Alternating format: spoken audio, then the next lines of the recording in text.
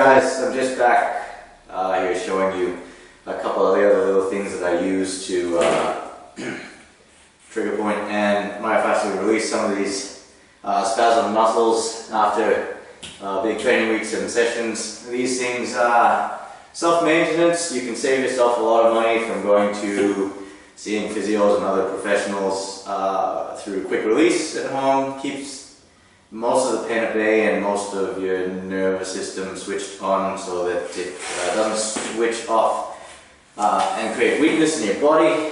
I still advocate and recommend going to see a professional therapist every 2 months for general maintenance. But these are some of the things that I use anyways. Now, cheaply, you're going to need a broomstick of some sort. You can get hockey balls. You might want to start with tennis balls to begin with because they got a bit more give. These things are solid, so they initially hurt quite a bit. You can advance on to golf balls to home in on other hot spots in your body. I've got one of these, which is basically 2 hockey balls. Like, you can tape them together with some duct tape or something, and you generally use them to roll up the middle of your spine. And if you don't have one of these, you can get a piece of PVC pipe from Bunnings or any other hardware store. This costs you $2. Anyways, so about that size is right. There's another bigger one that I use, but I'll go into this later. So this would be a quick, like 10-minute little thing that you sort of do that you can use to mobilize before a session to be able to release these points so you can get your range of motion right without any pain in your shoulder. I'm just going to go over a quick one, basically for the pecs and for the lats, just to start off with for this one here so that the video doesn't get too long. And I'll piece it together for you in the near future. So, basically, I always start with the pecs first. Just to release that, to get a little bit of movement through the shoulder again, be able to get some free movement in the rotation, because generally what happens, your tonic muscles, these are overly active most of the time with the things that we sort of do. They're very hyperactive, so they tend to spasm really easily with some of the things that we do. So the pec minor is where I usually come in first, and you come in, it's that band that runs across here, it just sits underneath your clavicle. That's the primary release point, just underneath here. So that's where you want to get into. Your pec major, you're going to want to get into with this ball here, and that'll free up some movement through here to be able to open up. And if you're really chronically bad, it'll be down the middle of your sternum. But I'll just cover the basics for this first one today, and then I'll go into more intricate ways of doing this. I'm going to show you how to roll to get rid of the knots in your lats, because the lats are a massive stabilizer for the middle of your back. And they tend to get, when they do spasm, they really pull your shoulders down and move this part of your shoulder forward. So it promotes this rounding of this shoulder here, so you have no mobility to bring your shoulder and your elbow back. Particularly with dips and push-ups, I mean, it limits your range of motion, because you want to be able to have your shoulders back so that you don't damage your shoulders in the range of motion. But when you have rounded shoulders like this, and we see this a lot in the gyms with the guys that do a lot of bench press and a lot of push-ups, when you come to try to come into full range of motion, and you come in and you try to do this, you can see where the damage is about to happen. They end up getting tears and stuff along the front. Now, the dips are a great exercise as long as you are mobile enough to do so. If you're not mobile enough, you're going to end up it's a big recipe for a disaster. Anyways, so the first thing that I generally do, let's get into this big pectoral muscle that's through here. You want to stem along the outside of where your nipple line is. So if your nipple's here, you basically break it down between the nipple and the shoulder, and your first release point will be in here. And generally, get a feel for it first so you understand the concept of it. Just roll your hand into it and you'll find where those spots are just initially. Once you learn where they are in your body, you'll be able to jump straight in it. Now, all I do is I put the ball down on here, and you'll see I'll just do it from the side. You just got to get this ball into the side there, stretch out that arm through there, and just roll around and breathe through. Once you find a spot, it's really simply is a game of seek and destroy. And the trick is, once you find that hot spot, is to lie on it and just breathe through it. You've got to breathe long, deep breaths past your diaphragm and into your belly. I'll cover deep breathing and belly breath in a little while, and the importance of actually releasing your abdominal wall as well to be able to do so. And I'll go into deeper theories behind that. But that's what you do. You just basically come in through here. I'm not too bad today. We had a big session this morning, but just going quickly through the routine so you can see what I'm doing. So let me show you one side of this. And as it releases, you might feel pulses and bumps that sort of happen before the muscle triggers and releases. Now, if you haven't had this done before, it'll feel quite foreign, and sometimes the stem of things aren't really localized. You might feel this in the middle of your rhomboid and in your back. It's not uncommon, particularly in the pec minor. So spend some time rolling around. Make sure that you release all of these tight spots so that your pec, which is a deadly powerful muscle in your chest, can release and stretch. So while you're doing this, you're facilitating the stretch here. Your arms at a 90-degree angle, and you're stretching out over the trigger point. So you got a good release out of that one there. Okay, just quickly, that's what you do through here. Now this one here, a little bit abstract because it's a more of a pinpointed sort of trigger point. The main stem of this one, if you're trying to follow it, you find this clavicle bone. And where it follows down your throat, it's just under where this is, and it will feel, you can actually touch it and feel it. If it's really bad, it'll be as big as a golf ball in here. If you need it for a while, it will be. So all I do, I'll show you here these plates, but you're best off putting it into a corner of a wall so it really doesn't move around. You can put a towel over the end if it ends up being too savage, but look, this is the idea. You're getting it, it's really soft here. And you're going to put it into this clavicle here, you'll find it sort of thing. Now, a lot of people will tell you to either move around over a spot or not. I generally try and find a spot and hang on it and just breathe. And these ones generally release pretty quickly, but if you're really bad, like there'll be several layers of this that you'll have to work on. So I guarantee you the first couple of times you're going to be like, what is this guy telling me to do? But never mind. You know, you work through it, see a minute, bit of release through there. It's all in the breath. You gotta relax around it. If you tense up, nothing's gonna happen. All you're gonna do is sit here and for hours just breathing on the pain. But it's not that bad, it's actually okay. The other thing that tends to help sort of thing, use your thumb as a guide from you and immediately externally rotate your shoulder outwards, which gives a bit of a stretch through here. It forces the erection to happen through here. It creates more tension on the trigger point to force it to let go. You're basically trying to send a signal up to your brain to tell your muscles to let go with the breath as well.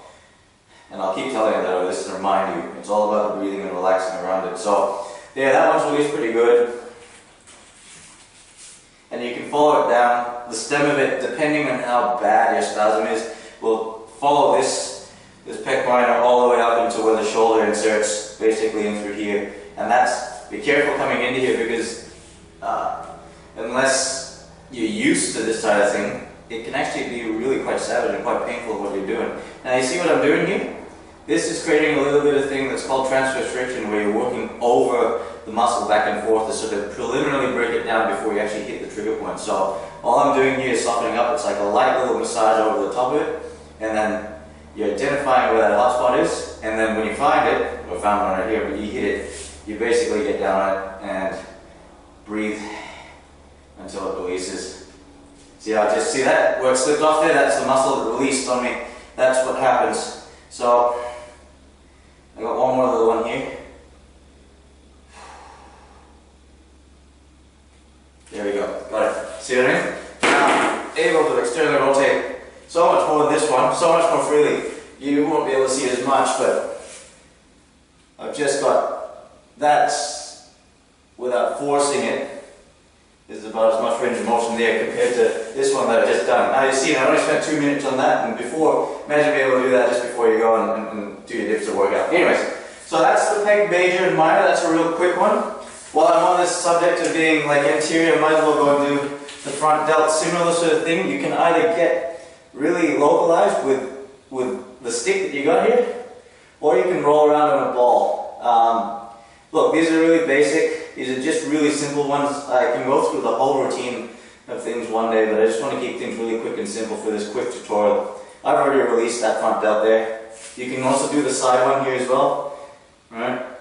The back one's a little bit tricky. You're probably going to have to roll around on a ball unless you have a special tool, which I have.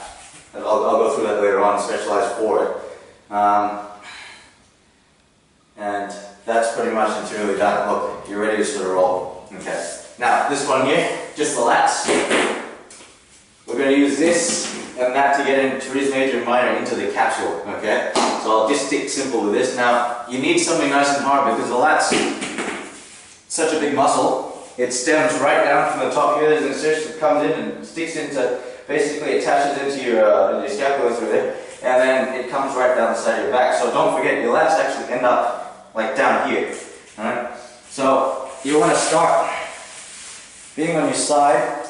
What also helps here, that I don't have because you might have to stem and spend a little bit of time on, is you need to relax your head. Right? So get a pillow or a fold mitt or something to be able to relax on it. So this is what we do. We come back down through here. And you want to relax around here, get your arms straight, and just, again, find these hot spots. You don't have to, it doesn't have to be like a foam roller where you go back and forth on it sort of thing. This is really direct. This will get straight into where it needs to be. And they're not fun. None of this is actually fun.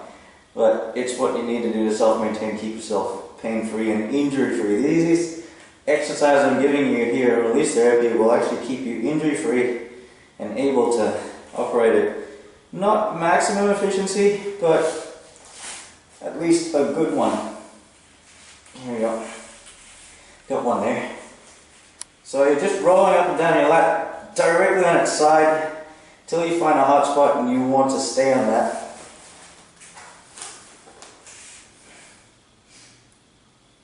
Until it releases, so just breathe.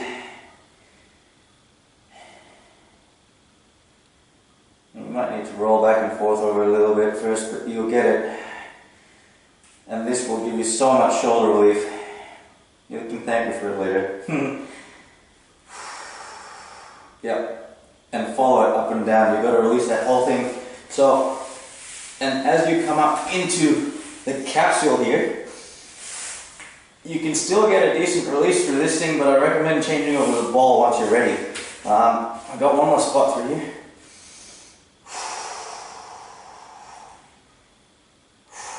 Yeah, and once you got from here up to the capsule down through there, just give yourself a nice little roll to make sure you got everything there. Just about got everything, the last one here.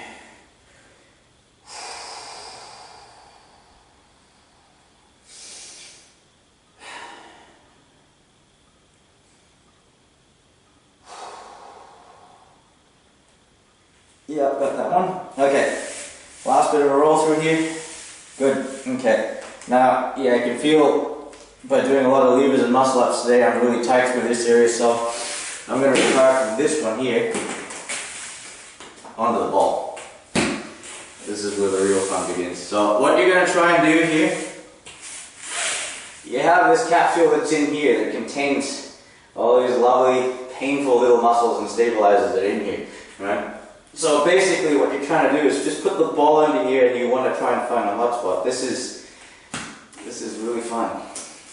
Right. So come out, left your in there, get this ball into the side there and get into that capsule. There'll be multiple ones that are in here because there's a lot of trigger points to come into this one area. And be gentle with these ones because these ones in my experience tend to react better with, they tend to be really, really tender, right? And they don't generally like to release quickly. So handle it with care and just give enough pressure on it so that you can feel the trigger point, and just try and relax on it. So when you find a spot, you're going to try and get this elbow up off the floor to give it a bit of load to the thing, and actually come into the free movement of that capsule to promote the release, because this capsule, you don't want any restrictions in that joint. And when you have muscles pulling in all different directions and crushing it sort of thing, you will restrict that movement. So you want to try and promote this. So internally, externally rotate, and it'll work itself out and through. And if you find particularly hard ones, you want to just stay on it for a bit, which I've found right here, you can tell in my face, and breathe through it. And they generally release after a couple of breaths. So just be persistent, patient with it. And when they release, it's like you've just got a whole new shoulder. So here we go again, internal, external rotation. Follow the movement patterns of what your normal shoulder is supposed to sort of do here. Alright, that's coming away pretty good.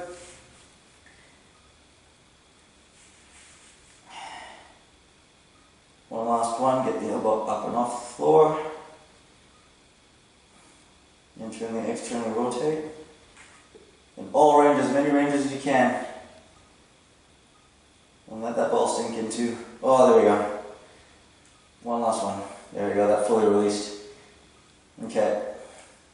Now, this is as far as I'm going to stem with this quick mobilization drill. This can generally keep you out of trouble before a workout. I'll show you in the next video how to release all of your subscap area with just using the balls for the time being. Nothing special, but it's just a quick 5-minute mobilization drill for that, and your traps as well. But that's just basically your pecs, your shoulders, and your lats, and that'll generally keep you pain-free. That little mobilization drill will help you out so much to keeping you pain-free and having you mobile. I mean, I've pretty much got full mobility left without a catch or anything now. So nice limber and loose sort of thing compared to this thing. Jeez, I'm going to work on this one after I finish this video. But yeah, so just give that a try. Be patient with it. Let your body build up to being able to use these hard tools. So start by maybe wrapping a towel around this thing for yourself. Start with a tennis ball to begin with, and then eventually move on to the golf ball. Look, these self-maintenance tools are not expensive. That'll cost you $4 from Bunnings. This is like $2 for a piece of PVC pipe. And a hockey ball. So that wraps up this quick little one. I'll get into more in-depth sort of stuff pretty soon. Thank you.